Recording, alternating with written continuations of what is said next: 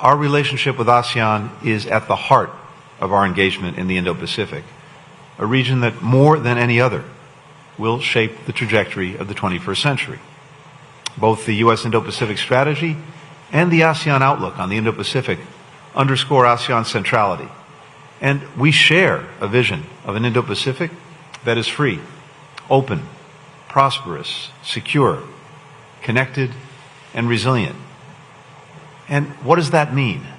That means a region where countries are free to choose their own path and their own partners, where problems are dealt with openly, not through coercion, where rules are reached transparently and applied fairly, where goods, ideas, people flow lawfully and freely across the land, the seas, the skies, and cyberspace. Foreign Minister Masudi, thank you very, very much. Thank you for your leadership as ASEAN chair, and thank you for your leadership as the U.S. country coordinator, and especially for your friendship. To Foreign Minister Salam Sheikh Hamid, I'm very much looking forward to Laos chairing ASEAN in 2024.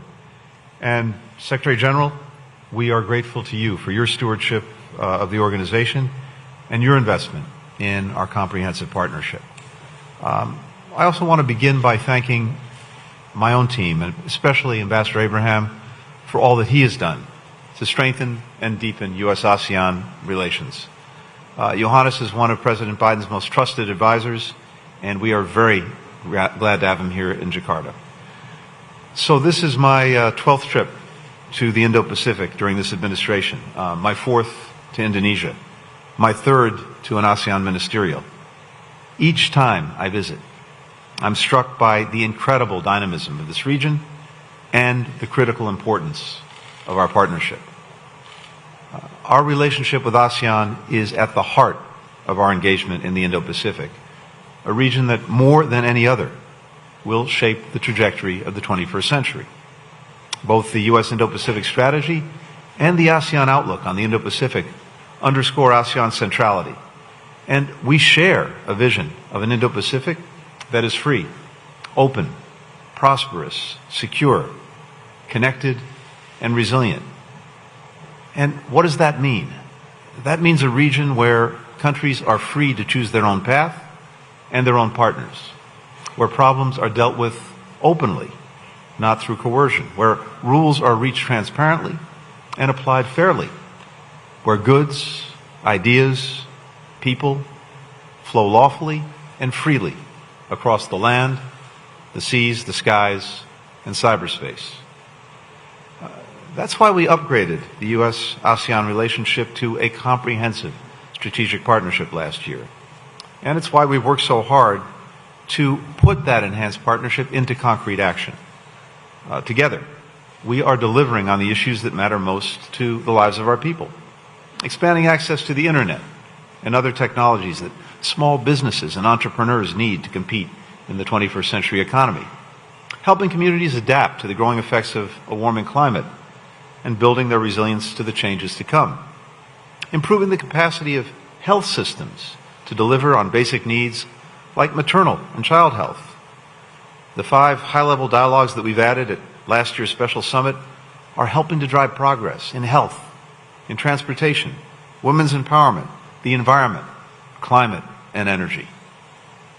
Because of this growing collaboration, more electric vehicles, electric buses, even electric tuk-tuks will soon traverse Jakarta's streets. More women entrepreneurs are receiving training to support their businesses and their careers. More young leaders are acquiring the tools to transform their communities, like the young Southeast Asian leaders that I met just this morning, who are doing everything from improving public health to advocating for survivors of gender-based violence to empowering refugees. Elevating our cooperation also means deepening efforts to tackle together complex challenges that are affecting the region and, in fact, the entire planet. In Myanmar, we must press the military regime to stop the violence, to implement ASEAN's 5-point consensus, to support a return to democratic governance. Just yesterday, the United States announced over $74 million in additional humanitarian relief to the region, including nearly $61 million to support Rohingya displaced by the ongoing violence in Myanmar. We need to work to end North Korea's unlawful weapons of mass destruction program and ballistic missile launches. Yet another one, just this week, which threaten the region and the global nonproliferation regime. We must uphold the freedom of navigation in the South and East China Seas and maintain peace and stability across the Taiwan Strait. And we must push for a just and lasting peace to Russia's war of aggression on Ukraine, a war that violates principles at the heart of ASEAN's Treaty of Amity and Cooperation and the United Nations Charter. It's harming not only Ukrainians, but people across this region and around the world by exacerbating food and energy crises. When President Biden hosted the special summit in May of last year, he said, and I quote, "We're launching a new era in U.S.-ASEAN relations. I can't think of a more important charge or a more important moment to elevate our partnership. We've taken significant steps forward over the past year.